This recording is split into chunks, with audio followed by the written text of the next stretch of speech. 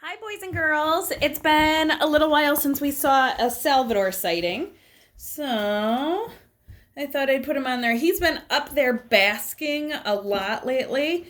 I almost think he's a little sad and missing his Room 20 friends. And also, he could be trying to keep the corona away. Maybe he's keeping the corona away. Good call. Either way, Or maybe he's around and he's healthy, and he's here. He might be shedding some of his scutes. You never know. Okay, so let's read a new story. So on Friday, we read the story, The Elephant of Surprise. And Erin drew a big elephant in her story. She chose the story Camilla Cream, which is a fun book that she really likes. And in that story, a little old lady knocks on, oh, there's the book. At the end of the story, a little old lady knocks on the door to try to help her. And where's the picture of the cute little old lady? There she is. But instead of having the little old lady, Erin said that the old lady knocked on the door and surprise, it was an elephant. My idea. Well, it was a combo platter, right? You guys worked together on that one. She stole my idea. Fair, but that's what she ended up writing about. I know. Got it. But since we read The Elephant of Surprise, I thought we'd go back and do a repeat, because when we were talking about it on Friday, I was like, we could go back and do that story again. So I have Chicken with us again. This time, though, it's Interrupting Chicken. So. And not the elephant. Without an elephant. Without the elephant. But there is still two of the same characters. Characters are the people in the story who were the two characters that are the same in this book. Papa and the little chicken. There. Interrupting Chicken. I got two interrupting chickens right behind me. There they are. It was... And end scene. It was bedtime for the little red chicken. He's all cozied up with his papa. Let me get over here then. Okay, my little chicken, said Papa. Are you ready to go to sleep? Yes, Papa, but you forgot something. What's that? Asked Papa. A bedtime story.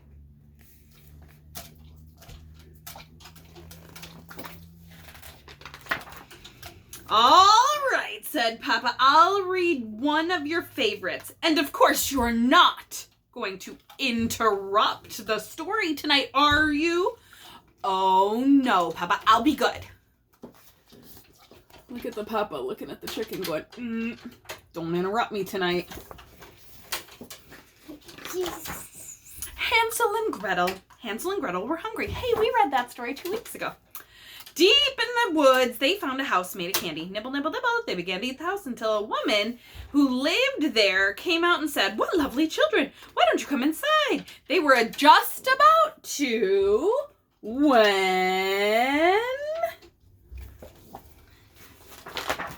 Out jumped the little red chicken and she said, don't go in there, she's a witch. And Hansel and Gretel didn't. The end.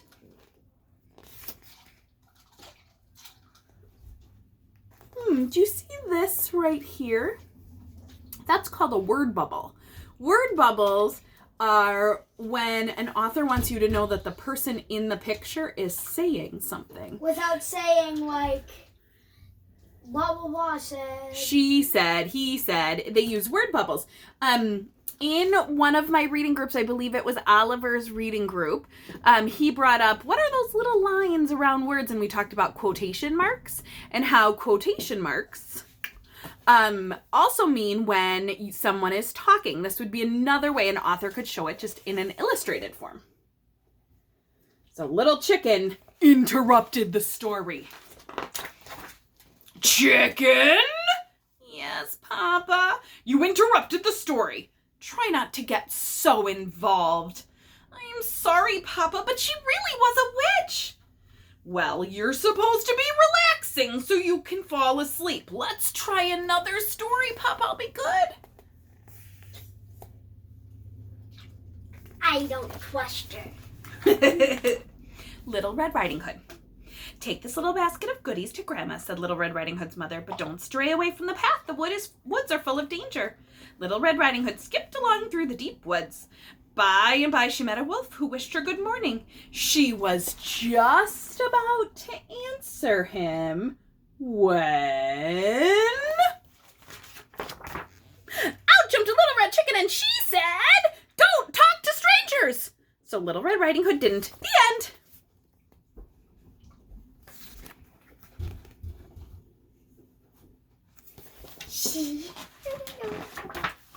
Chicken? Yes, Papa. You did it again. You interrupted 2 stories and you're not even sleepy. I know, Papa. I'm sorry. But he was a mean old wolf. Yes. Now go back to bed. Okay, Papa. Let's try one more little story. I'll be good. And we know what happens. Chicken Little. Chicken Little was hit on the head by an acorn. The sky is falling, she thought. She was just about to run off and warn Goosey Lucy and Ducky Lucky and Henny Penny and everyone on the farm that the sky was falling when... Out popped a Little Red Chicken and she said... Thanks, Ox. Out popped a Little Red Chicken and she said, "Don't panic! It was just an acorn." So the chicken didn't. The end. What an interrupter. So impolite. Needs to use some self-control. Chicken? Yes, Papa. You did it again. Oh, Papa, I couldn't let that chicken get all upset over just a little acorn. Please read one more story, and I promise I'll fall asleep. But chicken, said Papa, we're all out of stories. Oh, no, Papa, I can't go to sleep without a story. Then, said Papa, yawning, why don't you tell me a story? Me tell a story, said the Little Red Chicken. Okay, Papa, here we go. I don't think I showed you this picture. But Papa, you did it again. I'm getting carried away reading. And then here's the one where he says, "I want you to tell me a story. I'm getting tired, chicken." And also they're out of stories. Bedtime for Papa by Chicken. What a great cover. Let me see. Once upon a time, there was a Little Red Chicken who put her Papa to bed. She read him 100 stories. She even gave him warm milk, but nothing worked. He stayed wide awake all night. There's her illustrations.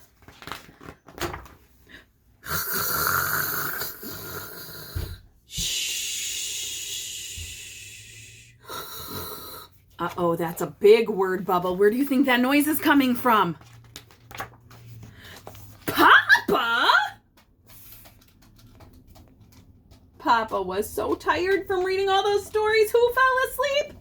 Papa. Good night, Papa, said the little chicken. Good night, Papa. That just reminded... No, he probably would have said, "Good night, Papa." The end. And they're all cuddled up together in the bed. Let me see. And that's the end page. Yeah. So I have a fun activity for you to do today. You're going to be focusing on what characters say in a story. So I want you to come up with your own story. It could be fiction. It could be nonfiction. It could be something cool you've done at home while you've been stuck at home. It could be something you've built, something you've made, something you've read, a fun game you've played at home. It could be, if you celebrate Easter in your house, it could have been something that has to do with Easter. Or it can be a fiction story. It could be what you want to have happen. Maybe the first day after the quarantine, I want to, but you have to have 3 parts to your story. 3 of the most important parts that we were really working on before we got separated from each other. You must have a beginning, you must have a middle, and you must have an end. This time though, you're gonna tell your story in pictures. So let me show you how it's going to look. Like a comic. Exactly, Augie. You're going to take a piece of paper just like this, and you're going to make 3 boxes. This first box is for the beginning. Your next box is for the middle.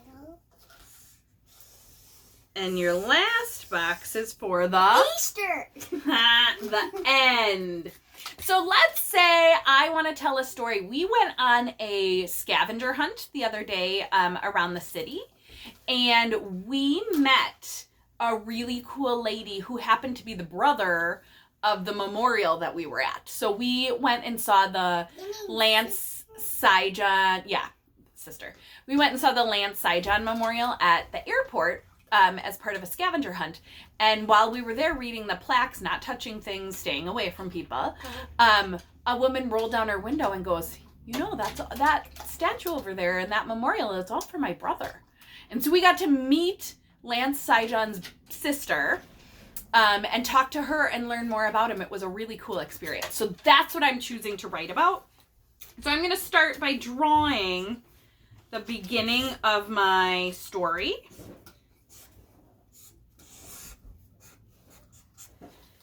So it starts with us at the memorial. I'm going to draw all 4 of us. But I'm going to do a quick sketch. You guys can spend some time doing more. And then a woman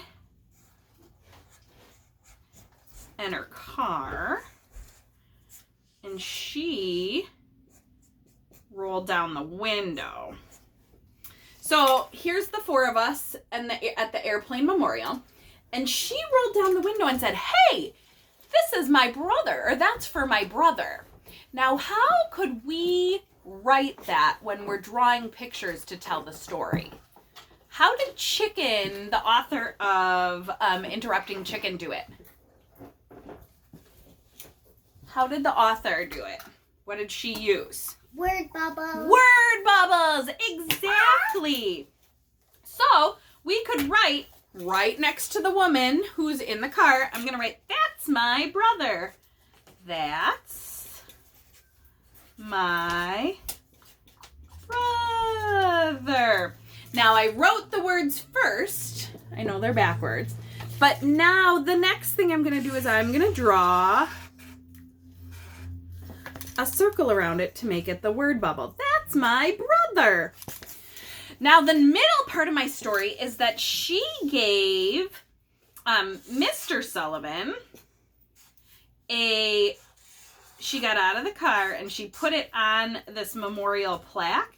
She gave him something called a challenge coin, which is kind of like a memory coin about her brother.